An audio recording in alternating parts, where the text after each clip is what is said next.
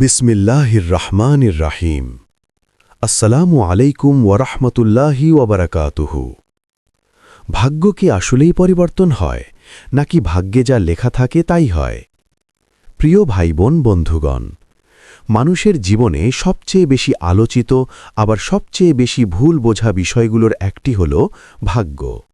কেউ বলে সবই ভাগ্যে লেখা, আবার কেউ বলে চেষ্টা করলে ভাগ্য বদলায়।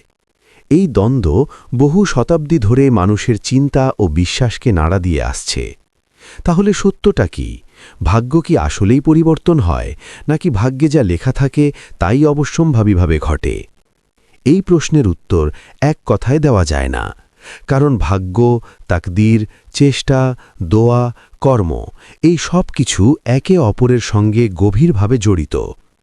এই ভিডিওতে আমরা কুরআন, হাদিস, বাস্তব জীবন, যুক্তি ও অভিজ্ঞতার আলোকে বিষয়টি বিস্তারিতভাবে বোঝার চেষ্টা করব। ভাগ্য কি? ইসলামী পরিভাষায় ভাগ্যকে বলা হয় তাকদীর। তাকদীর অর্থ আল্লাহর জ্ঞান ও পরিকল্পনা অনুযায়ী সৃষ্টি জগতের সব কিছু নির্ধারিত হওয়া। আল্লাহ তাআলা বলেন, নিশ্চয়ই আমি সব কিছু সৃষ্টি করেছি নির্দিষ্ট পরিমাপে। সূরা কামার আয়াত ৪৯।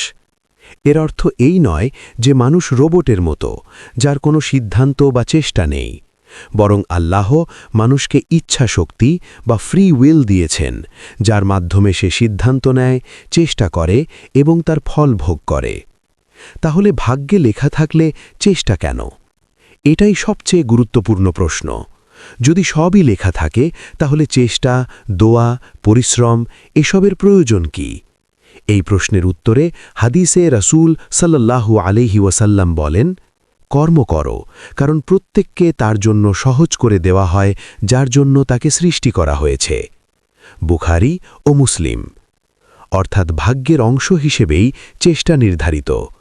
আপনি চেষ্টা করবেন, এটাও তাকদীরের অংশ। আপনি দোয়া করবেন, সেটাও তাকদীরের অংশ।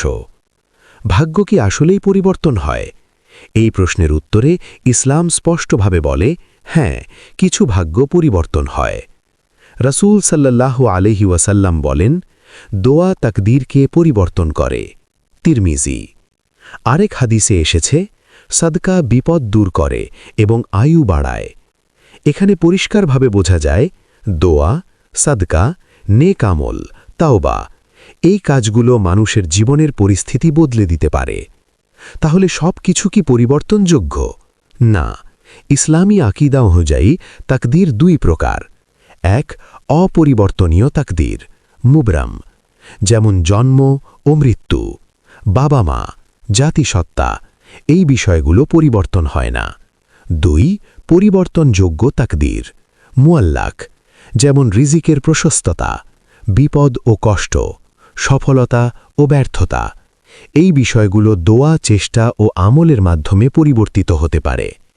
বাস্তব জীবনের উদাহরণ: একজন ছাত্র পরীক্ষায় ফেল করে বলে, ভাগ্য খারাপ, কিন্তু সে কি পড়াশুনো করেছে, নিয়মিত চেষ্টা করেছে? একজন মানুষ গরিব থেকে ধনী হয়, তখন সবাই বলে, ভাগ্য বদলে গেছে। আসলে তার পরিশ্রম, ধৈর্য ও সঠিক সিদ্ধান্ত ভাগ্যের দরজা খুলে দিয়েছে। আবার কেউ ধনী হয়েও সর্বস্ব হারায়, কারণ লোভ, অহংকার ও গুনাহ তার নিয়ামত কেড়ে নেয়। ভাগ্যের দোহাই দিয়ে অলসতা একটি মারাত্মক ভুল। অনেকে ভাগ্যের কথা বলে দায়িত্ব এড়িয়ে যায়, এটা ইসলাম সমর্থন করে না। কোরআনে বলা হয়েছে, মানুষ যা চেষ্টা করে সে তাই পায়। সূরা নাজম আয়াত ৩৯। যে চেষ্টা করে না সে ভাগ্যের দোষ দিতে পারে না, কারণ চেষ্টা করাও আল্লাহর আদেশ। দোয়া ভাগ্য পরিবর্তনের সবচেয়ে শক্তিশালী অস্ত্র। দোয়া শুধু চাওয়ার নাম নয়, দোয়া মানে আল্লাহর উপর ভরসা, নিজের অসহায়ত্ব স্বীকার, আল্লাহর সাথে সম্পর্ক গভীর করা। অনেক সময় আল্লাহ দোয়া কবুল করেন তিনভাবে: সঙ্গে সঙ্গে দিয়ে দেন, বিপদ দূর করে দেন, আখিরাতে জমা রাখেন। সব ক্ষেত্রেই বান্দা ক্ষতিগ্রস্ত হয় না। বিপদ কি খারাপ ভাগ্যের লক্ষণ? না, সব বিপদ খারাপ ভাগ্যের প্রমাণ নয়। নবী রাসূলগণ সবচেয়ে বেশি পরীক্ষার সম্মুখীন হয়েছেন। আইয়ুব আলাইহি ওয়াসাল্লাম, ইউসুফ আলাইহি ওয়াসাল্লাম, মুহাম্মদ সাল্লাল্লাহু, তাদের জীবনে কষ্ট ছিল, কিন্তু তারা ছিলেন আল্লাহর সবচেয়ে প্রিয় বান্দা। বিপদ কখনও পাপ মোচনের মাধ্যম, ঈমান শক্ত করার উপায়, বড় নিয়ামতের প্রস্তুতি। তাহলে সঠিক অবস্থান কি? একজন মুমিনের অবস্থান হওয়া উচিত পূর্ণ চেষ্টা করা, আল্লাহর উপর ভরসা রাখা, ফলাফলে সন্তুষ্ট থাকা। এটাই তাওয়াক্কুল। চেষ্টা ছাড়া ভরসা অলসতা, আর ভরসা ছাড়া চেষ্টা অহংকার। ভাগ্য বদলানোর 5টি ইসলামী উপায়: নিয়ত সংশোধন, নিয়মিত দোয়া, হালাল রিজিকের চেষ্টা, সদকা ও দান, গুনাহ থেকে তাওবা। এই কাজগুলো মানুষের জীবনকে ধীরে ধীরে বদলে দেয়। প্রিয় বন্ধুগণ, ভাগ্য অজুহাত নয়, বরং দায়িত্ব। আল্লাহ সব কিছু জানেন, কিন্তু তিনি মানুষকে চেষ্টা করার সুযোগ দিয়েছেন। আপনি আজ যেখানে আছেন তা হয়তো আপনার অতীতের সিদ্ধান্তের ফল, কিন্তু আগামীকাল কোথায় থাকবেন তা অনেকটাই নির্ভর করে আজ আপনি কি সিদ্ধান্ত নেন তার উপর। মনে রাখবেন, দোয়া ভাগ্য বদলায়, চেষ্টা পথ খুলে দেয়, আর আল্লাহ সবচেয়ে উত্তম পরিকল্পনাকারী। আপনি চাইলে আজ থেকেই আপনার জীবনের গতিপথ বদলাতে পারেন আল্লাহর দিকে ফিরে এসে, সঠিক পথে চেষ্টা শুরু করে। ভাগ্য, পরীক্ষা ও আল্লাহর গোপন পরিকল্পনা। কেন আল্লাহ সবাইকে একরকম ভাগ্য দেন না? অনেকের মনে প্রশ্ন আসে, কেউ জন্মায় ধনী পরিবারে, কেউ গরিব, কেউ সুস্থ, কেউ অসুস্থ, কেউ অল্প চেষ্টায় সফল, কেউ বহু চেষ্টায়ও ব্যর্থ। কেন এমন বৈষম্য? এর উত্তর কোরআনেই রয়েছে। আল্লাহ তাআলা বলেন, আমি তোমাদের একজনকে আরেকজনের ওপর পরীক্ষা স্বরূপ করেছি। সূরা ফুরকান আয়াত 20। অর্থাৎ ভাগ্যের পার্থক্য আসলে পরীক্ষা। ধনীর পরীক্ষা কৃতজ্ঞতা ও দান, গরিবের পরীক্ষা ধৈর্য ও বিশ্বাস, ক্ষমতাবানের পরীক্ষা ইনসাফ, দুর্বল মানুষের পরীক্ষা সবর ও দোয়া। সবাই আলাদা প্রশ্নপত্র পায়, কিন্তু পরীক্ষক একজনই। যেটা আপনি চান না, সেটাই কি কখনো আপনার জন্য কল্যাণ? মানুষ সাধারণত যেটা চোখে দেখে সেটাকেই ভালো বা খারাপ বলে সিদ্ধান্ত নেয়, কিন্তু আল্লাহর পরিকল্পনা অনেক গভীর। কোরআনে আল্লাহ বলেন, তোমরা কোনো কিছুকে অপছন্দ করো, অথচ সেটাই তোমাদের জন্য কল্যাণকর। সূরা বাকারা 216 নম্বর আয়াত। অনেক সময় চাকরি না পাওয়াটা, সম্পর্ক ভেঙে যাওয়াটা, ব্যবসায় ক্ষতিটা, এই ঘটনাগুলো ভবিষ্যতের বড় বিপদ থেকে আপনাকে রক্ষা করে। আপনি তখন বুঝতে না পারলেও সময়ের সাথে সাথে আল্লাহর হিকমত স্পষ্ট হয়। ভাগ্য বিলম্বিত হয় কেন? অনেকে বলে, আমি তো দোয়া করছি, চেষ্টা করছি, তবুও কেন কিছু হচ্ছে না? এর পিছনে কয়েকটি কারণ থাকতে পারে। 1. প্রস্তুতির অভাব। আল্লাহ কখনো কাউকে প্রস্তুত না করে নিয়ামত দেন না। দেরি মানে অস্বীকার নয়, বরং প্রস্তুতি। 2. সময় এখনো উপযুক্ত নয়। যেটা আজ দিলে আপনি অহংকারী হয়ে যেতেন, সেটাই আল্লাহ কাল দেন, যখন আপনি বিনয়ী হতে শিখবেন। 3. আখিরাতের জন্য জমা। কিছু দোয়ার প্রতিদান দুনিয়াতে নয়, আখিরাতে দেওয়া হবে, যা অনেক বড়। ব্যর্থতা কি খারাপ ভাগ্যের প্রমাণ? না, ব্যর্থতা কখনোই খারাপ ভাগ্যের চূড়ান্ত প্রমাণ নয়, বরং অনেক সময় ব্যর্থতা হল শিক্ষা, আত্মশুদ্ধির সুযোগ, নতুন পথের সূচনা। নবী মুহাম্মদ সাল্লাল্লাহু আলাইহি ওয়াসাল্লাম তায়েফে প্রত্যাখ্যাত হয়েছিলেন, কিন্তু সেই প্রত্যাখ্যানই পরবর্তীতে মক্কা বিজয়ের পথ তৈরি করে। মানুষ কোথায় সবচেয়ে বেশি ভুল করে? 1. ফলাফল নিয়ে তাড়াহুড়ো। মানুষ চায় এখনই সব, কিন্তু আল্লাহ দেন সঠিক সময়। 2. তুলনা করা। অন্যের জীবন দেখে নিজের ভাগ্যকে তুচ্ছ ভাবা, এটা ঈমান দুর্বল করে। 3. আল্লাহকে দায়ী করা।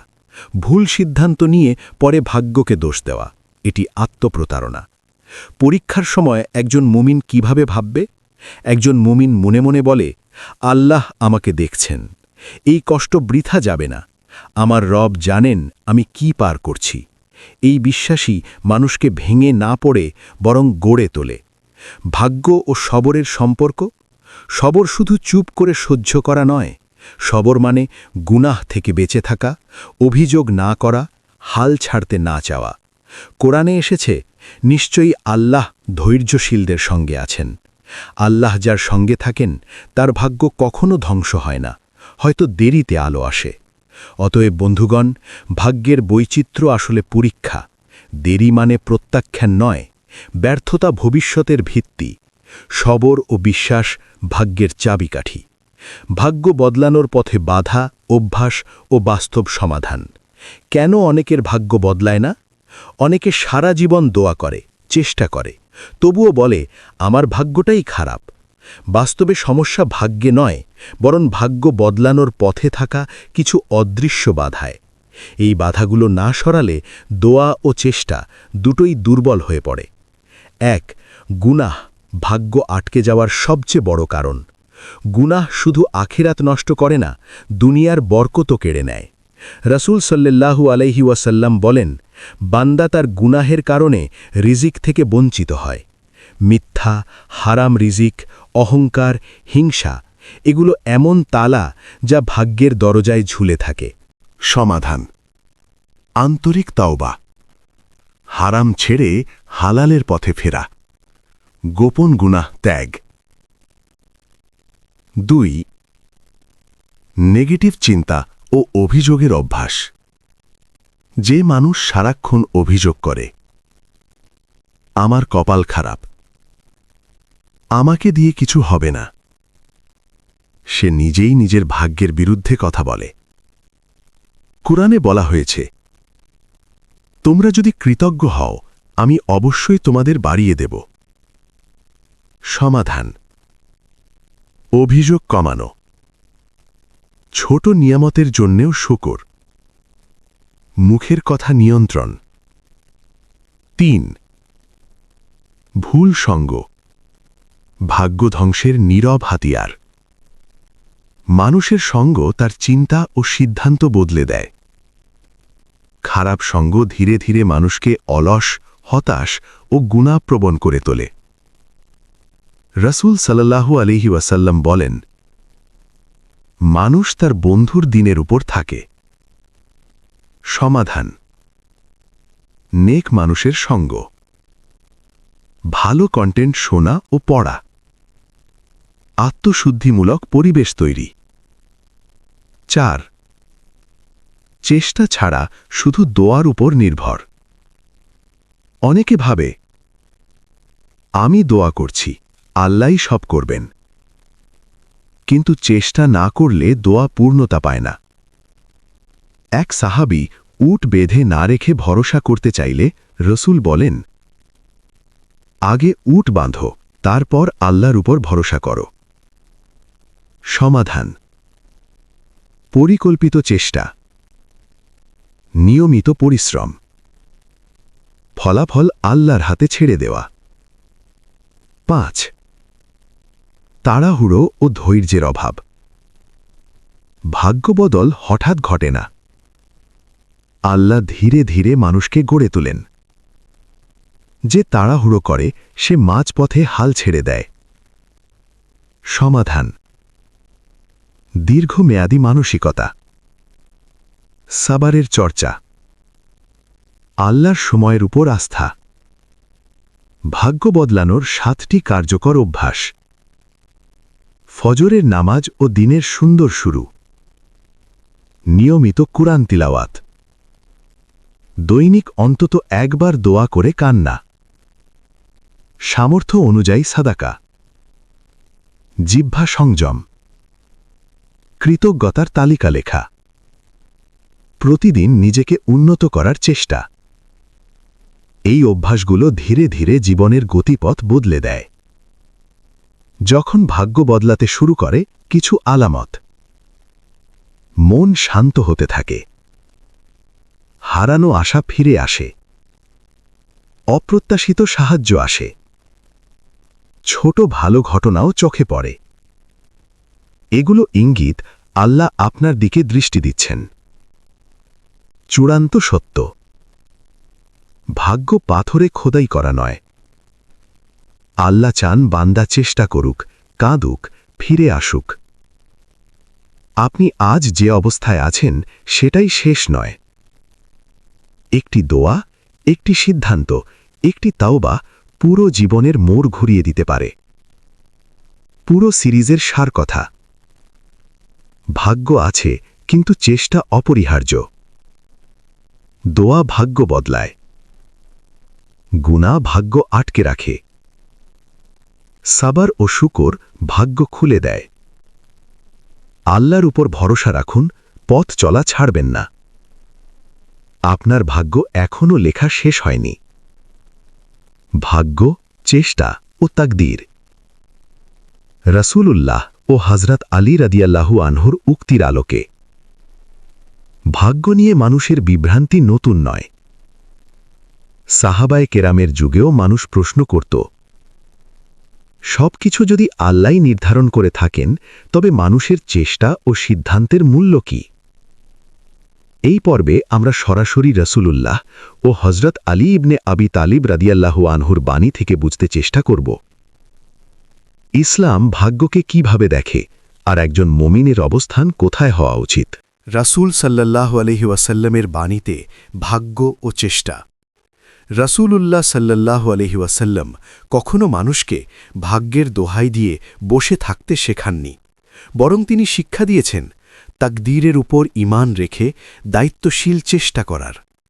তিনি সাল্লাল্লাহু আলাইহি ওয়াসাল্লাম বলেন, তোমরা কর্ম করো, কারণ প্রত্যেককে তার জন্য সহজ করে দেওয়া হয় যার জন্য তাকে সৃষ্টি করা হয়েছে। বুখারী ও মুসলিম। এই হাদিস স্পষ্টভাবে জানিয়ে দেয়, কর্ম ও চেষ্টা তাকদীরের বিরোধী নয়, বরং কর্মই তাকদীর বাস্তবায়নের মাধ্যম। আরেক হাদিসে রাসূল সাল্লাল্লাহু আলাইহি ওয়াসাল্লাম বলেন, শক্তিশালী মুমিন দুর্বল মুমিনের চেয়ে উত্তম ও আল্লাহর কাছে বেশি প্রিয়। মুসলিম। শক্তিশালী বলতে শুধু শারীরিক শক্তি নয়, বরং ঈমান, মানসিক দৃঢ়তা, চেষ্টা ও আত্মনিয়ন্ত্রণকেও বোঝানো হয়েছে। দোয়া, ভাগ্য পরিবর্তনের অস্ত্র। রাসূল সাল্লাল্লাহু আলাইহি ওয়াসাল্লাম স্পষ্টভাবে ঘোষণা করেছেন, দোয়া তাকদীরকে পরিবর্তন করে। তিরমিজি। এই হাদিসের আলোকে বোঝা যায়, সব তাকদীর একরকম নয়। কিছু তাকদীর এমন আছে যা দোয়া ও আমলের মাধ্যমে বদলে যায়। তিনি সাল্লাল্লাহু আলাইহি ওয়াসাল্লাম আরও বলেন, যে ব্যক্তি চায় তার রিজিক বৃদ্ধি পাক এবং তার আয়ু দীর্ঘ হোক, সে যেন আত্মীয়তার সম্পর্ক বজায় রাখে। এখানে রাসূল সাল্লাল্লাহু আলাইহি ওয়াসাল্লাম এমন আমলের কথা বলছেন যা মানুষের জীবন প্রবাহে বাস্তব পরিবর্তন আনে। অলসতা ও ভুল তাকদীর বিশ্বাস সম্পর্কে সতর্কতা। এক ব্যক্তি রাসূল সাল্লাল্লাহু আলাইহি ওয়াসাল্লামকে জিজ্ঞেস করেছিল, আমি কি আমার উট ছেড়ে দিয়ে আল্লাহর উপর ভরসা করব? রাসূল উত্তর দিলেন, আগে উট বাঁধো, তারপর আল্লাহর উপর ভরসা করো। এই সংক্ষিপ্ত বাণীতেই ভাগ্য ও তাওয়াক্কুলের পূর্ণ দর্শন নিহিত। চেষ্টা ছাড়া ভরসা গ্রহণযোগ্য নয়। হযরত আলী রাদিয়াল্লাহু আনহুর দৃষ্টিতে ভাগ্য। হযরত আলী রাদিয়াল্লাহু আনহু ছিলেন জ্ঞান ও প্রজ্ঞার এক অনন্য দৃষ্টান্ত। ভাগ্য নিয়ে তার বহু উক্তি আজও মানুষকে চিন্তার পথ দেখায়। তিনি বলেন, তুমি যদি ভাগ্যের উপর ভরসা করো কিন্তু চেষ্টা না করো, তাহলে তুমি নিজেই নিজের শত্রু। আরেক জায়গায় তিনি বলেন, যে ব্যক্তি আজ পরিশ্রম করে না, সে আগামী দিনের অভিযোগের অধিকার হারায়। এই উক্তিগুলো স্পষ্ট করে দেয়, ইসলামে ভাগ্য কখনোই অলসতার অজুহাত হতে পারে না। ধৈর্য ও সময় সম্পর্কে হযরত আলী রাদিয়াল্লাহু আনহু, মানুষ তাড়াহুড়া করে ফলাফল চায়, কিন্তু আল্লাহ সময় নিয়ে মানুষকে গড়ে তোলেন। এ বিষয়ে হযরত আলী রাদিয়াল্লাহু আনহু বলেন, ধৈর্য হল ঈমানের মাথা। মাথা ছাড়া যেমন দেহ থাকে না, তেমনি ধৈর্য ছাড়া ঈমান পূর্ণ হয় না। তিনি আরও বলেন, যা তোমার জন্য নির্ধারিত তা তোমার কাছে পৌঁছবেই, আর যা তোমার জন্য নয় তার পেছনে ছুটে নিজেকে কষ্ট দিও না। এটি তাকদীরের ওপর সন্তুষ্ট থাকার এক পরিপূর্ণ শিক্ষা। ভাগ্য ও দায়িত্ব একটি ভারসাম্যপূর্ণ দৃষ্টিভঙ্গি। রাসূল সাল্লাল্লাহু আলাইহি ওয়াসাল্লাম আমাদের শিখিয়েছেন, চেষ্টা করবে সর্বোচ্চ, দোয়া করবে বিনয় নিয়ে, ফলাফলে আল্লাহর ওপর সন্তুষ্ট থাকবে। হযরত আলী রাদিয়াল্লাহু আনহু আমাদের শিখিয়েছেন, অলসতা ত্যাগ করতে, ধৈর্য ধারণ করতে, সময় ও বাস্তবতাকে সম্মান করতে। এই দুই শিক্ষা মিলেই একজন প্রকৃত মুমিন গড়ে ওঠে। তাই প্রিয় বন্ধুগণ, ভাগ্য অদৃশ্য কোনো দেয়াল নয় যা মানুষকে আটকে রাখে, বরং ভাগ্য হল আল্লাহর জ্ঞানের ভেতরে থাকা এক সুবিশাল পরিকল্পনা, যেখানে মানুষের চেষ্টা, দোয়া ও সিদ্ধান্তেরও মূল্য আছে। রাসূল সাল্লাল্লাহু আলাইহি ওয়াসাল্লাম ও হযরত আলী রাদিয়াল্লাহু আনহু এর বাণী আমাদের একটাই শিক্ষা দেয়, ভরসা করো, কিন্তু বসে থেকো না। চেষ্টা করো, কিন্তু অহংকার করো না। যে এই ভারসাম্য রক্ষা করতে পারে তার জীবন কখনো অর্থহীন হয় না। হয়তো দেরিতে, কিন্তু সঠিক পথেই সে পৌঁছে যায়। হে আল্লাহ, আমাদের প্রতিটি হালাল কাজকে ইবাদত বানিয়ে দাও। আমাদের নিয়ত বিশুদ্ধ করো। আমাদের অন্তরকে পরিশুদ্ধ করে দাও। আমাদের কাজের মাঝে বরকত দাও এবং এমন অবস্থায় মৃত্যু দাও যখন তুমি আমাদের ওপর সন্তুষ্ট থাকো। আমিন ইয়া রাব্বাল আলামিন। এই পর্যন্ত ভিডিওটি দেখার জন্য আপনাকে অসংখ্য ধন্যবাদ। ভালো লাগলে লাইক, শেয়ার এবং ফলো দিয়ে উৎসাহিত করবেন এবং সাবস্ক্রাইব করে পাশে থাকবেন, যাতে এই ধরনের ভিডিও আপনাদের কাছে পৌঁছে দিতে পারি এবং এই রকম ভিডিও দেখে আমাদের অন্তরাত্মাকে পরিশুদ্ধ করতে পারি। আসসালামু আলাইকুম ওয়া রাহমাতুল্লাহি ওয়া বারাকাতুহু।